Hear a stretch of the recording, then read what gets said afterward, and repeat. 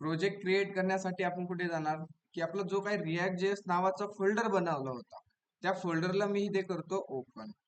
आणि ओपन केल्यानंतर वरती आपल्याला काय दिसतो, एक ऍड्रेस बार दिसतो. ठीक आहे ना. जो हा वरचा बार असतो ह्याला आपण काय बोलतो, ऍड्रेस बार बोलतो.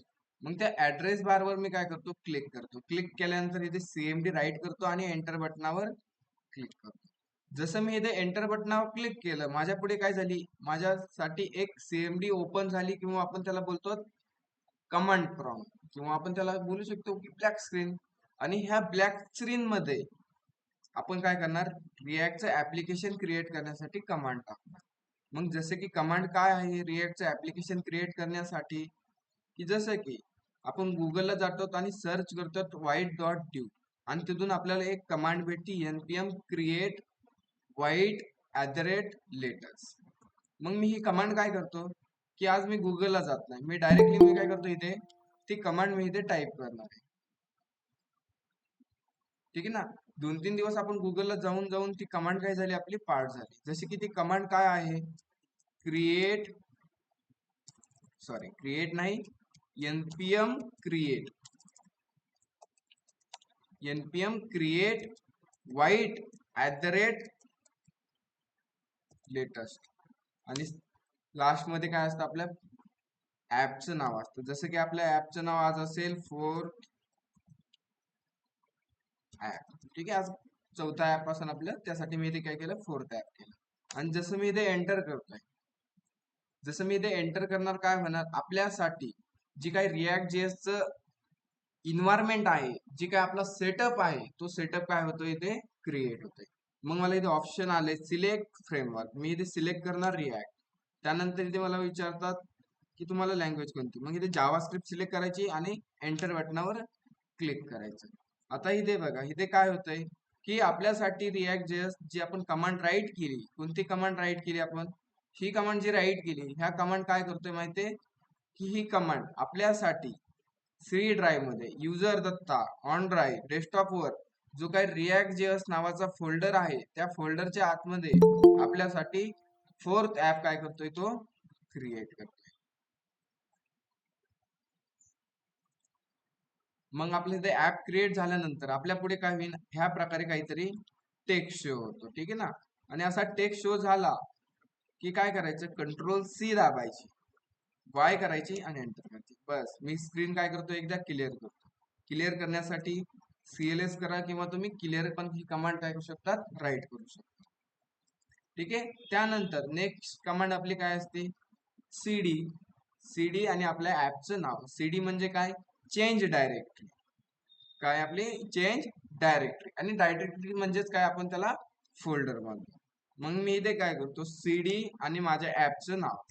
मग ऍपचं नाव आहे माझं फोर्थ डॅश ऍप. आणि इथे मी काय केलं, एंटर. झाली कमांड रन. त्यानंतर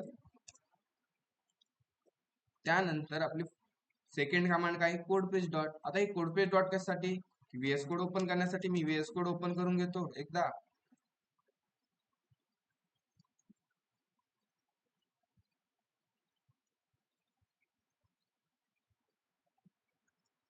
ठीक. आणि इथे माझं काय झालंय, व्हीएस कोड ओपन झालं. जसं माझं व्हीएस कोड ओपन झाले प्रॉपर, मला सगळ्या फाईल इथे काय झाल्या, शो झाल्या. ठीक आहे. मग त्यानंतर मी काय करतो, लास्ट कमांड टाकतो. लास्ट कमांड कोणती, की आपल्याला प्रोजेक्ट रन करण्यासाठी कमांड असते. जसे की कमांड आहे आपली रन करण्यासाठी npm रन ड्यू आणि मी ते एंटर करतो. जसं मी एंटर करेन आपल्याला इथे एक URL भेटेल, जसे की लोकलहोस्ट कोलन 1000, सॉरी 1000 नाही भेटणार आपल्याला, 5173.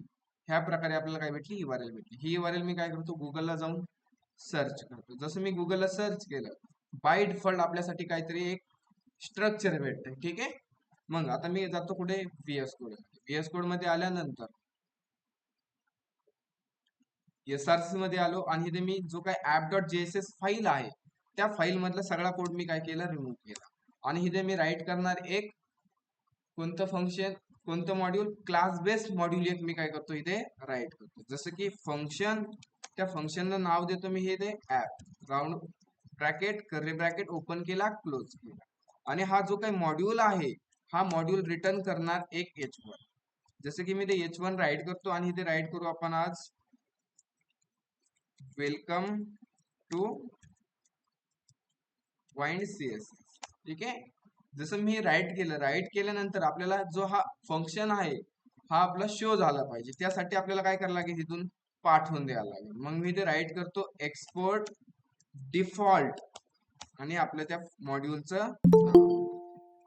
जसं मी हे राईट केल्यानंतर काय झालं, जसं मी ब्राउझरला जातो, जसं मी कुठे जातो ब्राउझरला आणि इथे येऊन रिफ्रेश केलं तर इथे काय आलं, वेलकम टू टेलवाईन.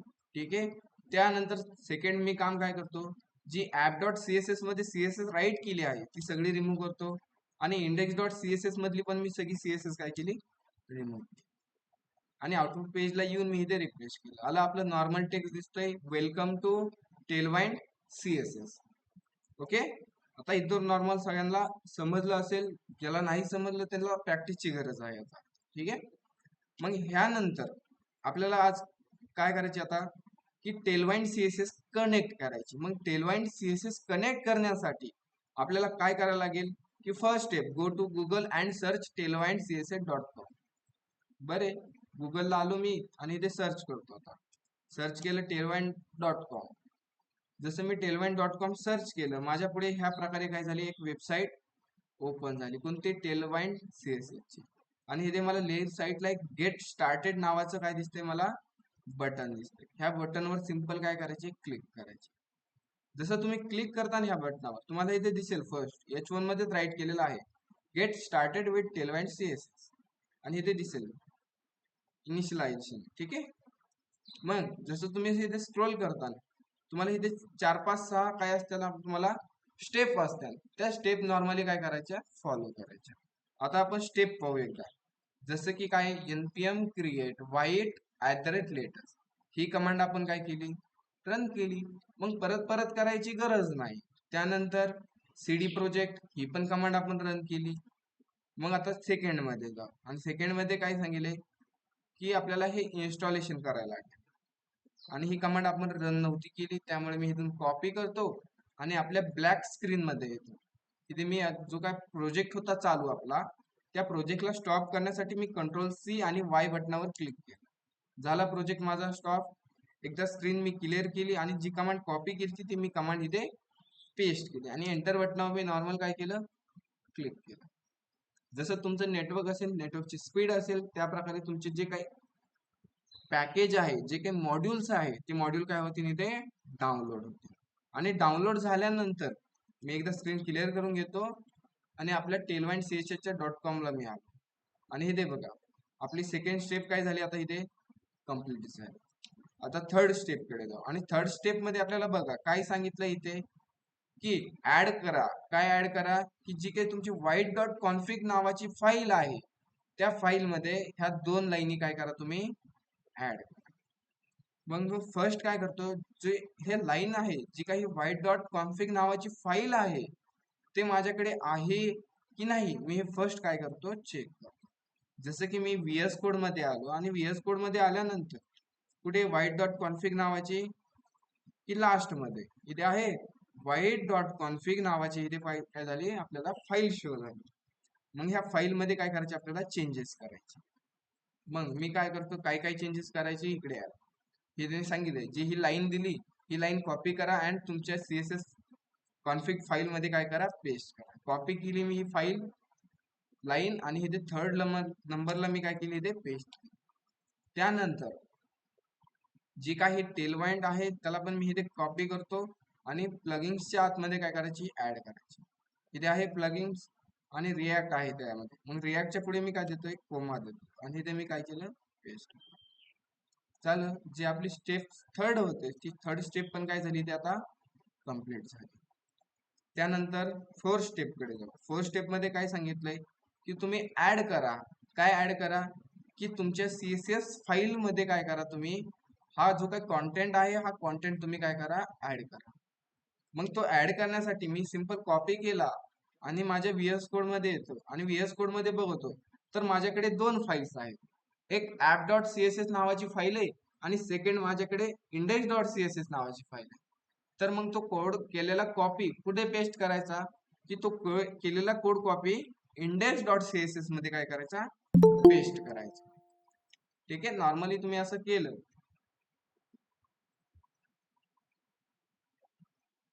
ठीक आहे, त्यानंतर काय आहे की हे दे npm रन देऊ तुमचा प्रोजेक्ट काय करा, स्टार्ट करा. टेलवाइंड सीएसएस तुमचं कनेक्ट झालं आहे. मग मी काय करतो, सीएमडी मध्ये आलो आणि आपला प्रोजेक्ट स्टार्ट करण्यासाठी कमांड राईट केली मी npm रन आणि एंटर बटनावर मी काय केले ते क्लिक केलं. झाला आपला प्रोजेक्ट सक्सेसफुली रन. ब्राउझरला गेलो मी एकदा आणि इथे चेक करतो की आपला प्रोजेक्ट चालू आहे. आपला प्रोजेक्ट चालू आहे. ठीक आहे, मग मी आता चेक करणार टेलवाइंड सीएसएस आपली कनेक्ट झाली की नाही. मी काय करतो, फर्स्ट चेक करतो. मग ऍप डॉट जेएसएस मध्ये आलो आणि जो आपला h1 राईट केला होता त्या h1 ला मी एक क्लास देणार.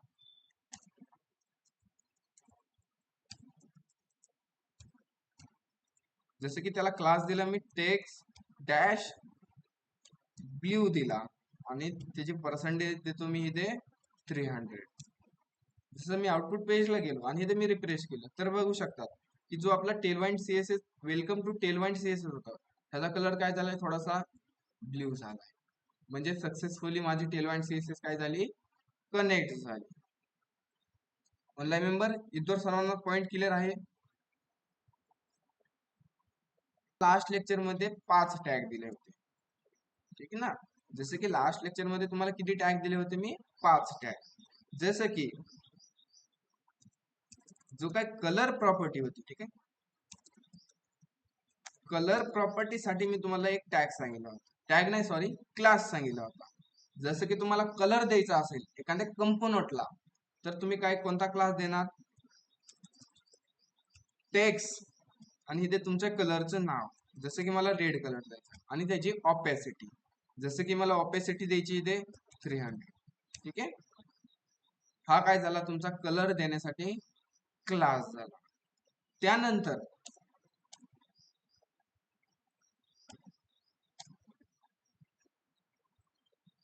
तुम्हाला अजून कोणता दिलता मी,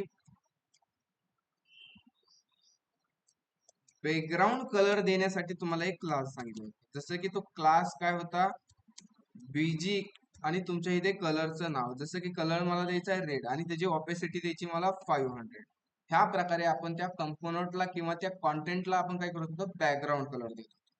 त्यानंतर तुम्हाला अजून एक मी क्लास सांगितला होता, जसं की तो क्लास होता फॉन्ट डेकोरेशनचा, बरोबर. आणि त्याच्यामध्ये फॉन्टला डेकोरेशन देण्यासाठी तुम्हाला माहिती आहे डेकोरेशन मध्ये काय काय येतं, टू अप्पर केस, त्याला बोल्ड करा, लाईट करा, त्यानंतर इटॅलिक, अंडरलाईन करा, असे भरपूर सारे तुमच्याकडे काय आहेत डेकोरेशन. मग त्यामध्ये मी तुम्हाला सांगितलं होता बोल्ड आणि लाईट. जसं की फॉन्ट बोल्ड केला की तुम्ही तो फॉन्ट बोल्ड होणार. त्यानंतर अजून एक तुम्हाला सांगितलं होतं मी की कोणता होता तो, फॉन्ट लाईट होता.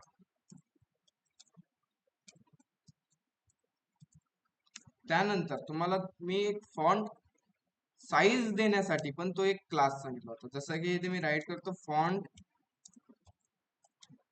साईज आणि त्यासाठी क्लास होता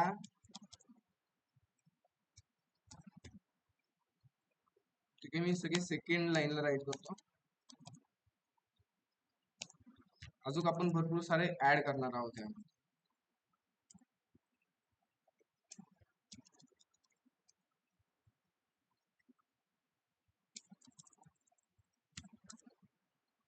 त्यानंतर फॉन्ट साईज देण्यासाठी पण तुम्हाला मी लास्ट लेक्चर मध्ये काय सांगितलं होतं, एक क्लास सांगितलं होतं. जसं की तो क्लास कोणता होता, फॉन्ट नव्हता, टेक्स्ट डॅश आणि त्या फॉन्टची साईज किती द्यायची तुम्हाला, सपोज 3 द्यायची आणि इथे काय करायचं, एक्सेल राईट. ह्या प्रकारे मी तुम्हाला 2-3 काय सांगितले होते, क्लास सांगितले होते. एवढी तुम्ही प्रॅक्टिस केली असेल सर्वांनी असं मला वाटतंय.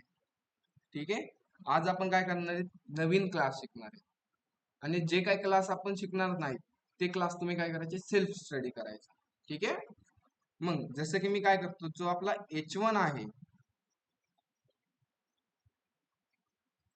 ठीक आहे, मी काय करतो फर्स्ट आपल्या ऍप डॉट जेएसएस मध्ये आलो आणि त्यामध्ये मी काय करतो, एक एमटी टॅग काय करतो इथे ओपन करतो, म्हणजे पुढे जाऊन आपल्याला अडचण येणार नाही. ठीक आहे, एक एमटी टॅग मी ओपन केला आणि त्याच्यामध्ये मी H1 मध्ये राईट करतो की वेलकम टू CSS. जसं मी आउटपुट पेजला गेलो, आपला जो काही टेक्स्ट आहे तो टेक्स्ट काय झाला इथे आपल्याला एक नॉर्मली प्रकारे काय झाला इथे आपल्याला शो झाला. ठीक आहे. आता मला ह्याला डिझाईन करण्यासाठी मी काय करणार, की तुम्हाला सांगितलं होतं की त्या टेक्स्टला कलर द्यायचा आहे. इथे काय करायचं, क्लास राईट करायचा, बरोबर. आणि क्लास राईट केल्यानंतर टेक्स्ट कलर नेम रेड आणि त्याची ऑपेसिटी द्यायची 500. जसं मी हा क्लास राईट केला की माझ्या टेलमेंट CSS मुळे काय झालं, त्या फॉन्टला काय भेटला इथे कलर भेटला. पण मी काय केलं इथे एक इन्सेप्ट ओपन करतो. ठीक आहे. मी काय करतो, तिथे राईट क्लिक करतो आणि इन्सेप्ट नावाचं बटन आहे ना, ते इन्सेप्ट मी काय केले ते सिलेक्ट केलं. याने काय होतो की जो आपला डेव्हलपर मोड असतो तो डेव्हलपर मोड काय झाला इथे ऑन झालाय. ठीक आहे. ह्याला बोलतात डेव्हलपर मोड म्हणतात. ठीक आहे. आणि डेव्हलपर मोड मध्ये बघा आता इथे एरो बटन दिसतंय, इलेमेंट, कन्सोल, सोर्स, नेटवर्क, भरपूर साऱ्या गोष्टी. आपल्याला गरज आहे इथे कन्सोलची आहे. आणि ह्या कन्सोल मध्ये आपल्याला एक एरर पाहायला भेटते. फ्रंट एंडचा काय भेटते आपल्याला एक एरर पाहायला भेटते. काय म्हणतो हा की invalid DOM property class did you mean class name असं राईट. तो काय बोलतोय माहितीये की तुम्ही जी क्लास राईट केले त्या क्लासच्या ऐवजी काय करायचं, तुम्ही तिथे क्लास नेम राईट करायचं. जसं की आपण एखादं टार्गेट सिलेक्ट करण्यासाठी HTML मध्ये त्याला क्लास देत होतो, त्याला ID देत होतो. बट रिॲक्ट JS मध्ये तुम्ही नुसतं क्लास नाही द्यायचं, तर काय द्यायचं, तुम्ही इथे क्लास नेम द्यायचं. जसं की मी कोड मध्ये आलो आणि इथे जिथे मी क्लास केले ना, तिथे मी करणार आता इथे क्लास. काही प्रॉब्लेम आला का, मला इथे एरर नाही आला. बट मी आउटपुट पेजला गेलो आणि इथे मी एकदा रिफ्रेश केलं, जो कन्सोल मधला एरर होता तो एरर काय झाला इथे आता झाला ना रिमूव्ह. एवढाच प्रॉब्लेम होता, तो फक्त आपण फिक्स केलाय. ठीक आहे. जिथे तुम्ही क्लास देत होता तिथे फक्त काय करायचं, कॅमल केसने काय करायचंय तिथे क्लास नेम द्यायचं. ह्याला बोलतात कॅमल केस. काय बोलतात ह्याला, कॅमल केस. जसं की सपोज इथे युजर नेम केलं, हा कोणता झाला, कॅमल केस झाला. ठीक आहे. जसं की उंटाची मान उंच असते, पाठ परत खाली असते, त्याला त्याच प्रकारे आपला हा फॉन्ट झालाय, त्यामुळे त्याला बोलतात कॅमल केस. ओके. तर आज आपण अजून नवीन क्लास तुम्हाला मी सांगतो की नॉर्मल जे आपल्याला बेसिक बेसिक आपल्या प्रोजेक्ट मध्ये यूज होणार आहे ते तुम्हाला मी क्लास सांगणार आहे, त्याच्यावर तुम्ही प्रॅक्टिस करायची. ओके. तर फर्स्ट आज मी तुम्हाला सांगतो, आता मी समजणार हे तुम्हाला सगळे क्लास काय होतात येतात. ठीक आहे.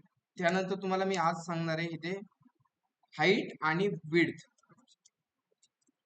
हाईट अँड विड्थ हे दोन मी काय करणार तुम्हाला क्लास सांग. ठीक आहे. आता जसं की मी आलो इथे आणि ह्यामध्ये आल्यानंतर जो H1 आहे तो ऑलरेडी तसाच ठेवतो आणि इथे मी काय करतो की एक डिव घेतो. नॉर्मल फक्त आपल्याला डिव पाहिजे, त्याची व्हॅल्यू वगैरे नाही पाहिजे. अरे डेटा नाही घ्यायचा, डिव टॅग घ्यायचा. ठीक आहे. नॉर्मल मी काय केलं इथं डिव घेतला आणि त्या डिवला सांगतो बॉक्स 1.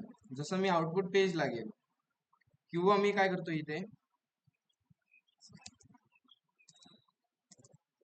की हा H1 ला कॉपी केला एकदा आणि ह्याच्या आतमध्ये मी काय करतो एक बॉडी टॅग घेतो किंवा मी इथे काय घेतलं एक नॉर्मल डिव टॅगला काय केलं ओपन केलं आणि त्याच्यामध्ये मी राईट केला H1. ओके. जसं मी आउटपुट पेजला गेलो, आता इथे बघा आउटपुट पेजला गेलो, रिफ्रेश केलं, आपल्याला नॉर्मल काय दिसतोय H1 शो होतोय. आता मला काय करायची, जो आपला हा डिव आहे ह्या डिवला काय करायची करा हाईट आणि विड्थ द्यायची.